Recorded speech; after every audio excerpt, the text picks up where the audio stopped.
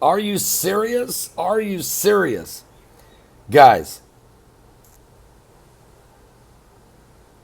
I just did a Patreon that is so phenomenal. It's so amazing. It's stunning. Okay, here's what I'm gonna do.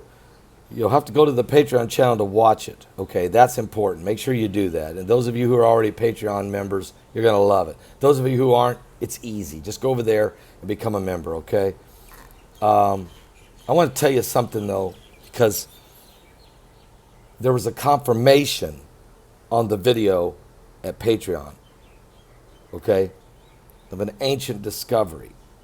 But I want to read what Amos says about the end of time, because it's going to it's going to confirm what this ancient discovery was found. Here's what Amos said. You know, we've been talking about Nibiru and Planet X, and the heavens are shaking, and Jesus' prophecies in Luke 21:25, when he said, "For the sun shall be darkened and the moon will turn to blood." You know, Joel says that. And Jesus said there'll be signs in the sun, the moon, the stars. Okay.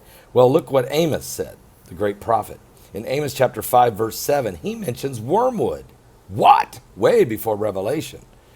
In Amos 5:7, he said, "Ye who turn judgment to wormwood," or to poison, "and leave off righteousness in the earth."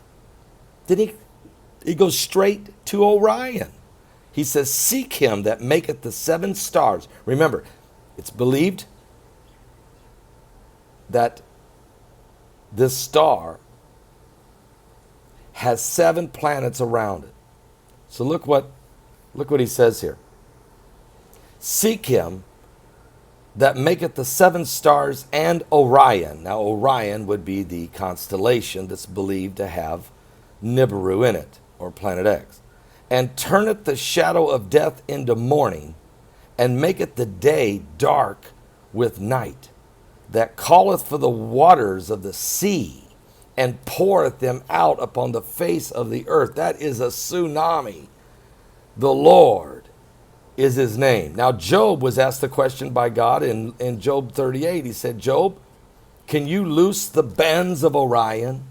And now where do they say that this Planet X, Nibiru, is coming from? From the constellation of Orion. And what does the Bible say in Revelation 8? It says that when this deep impact, this burning mountain crashes into the sea, and when then the second impact hits the ground, it will turn the waters of the rivers into wormwood. Okay? Now, get this.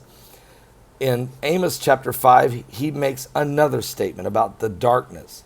In verse 20, he says, verse 18 says, "Woe unto you that desire the day of the Lord. To what end is it for you?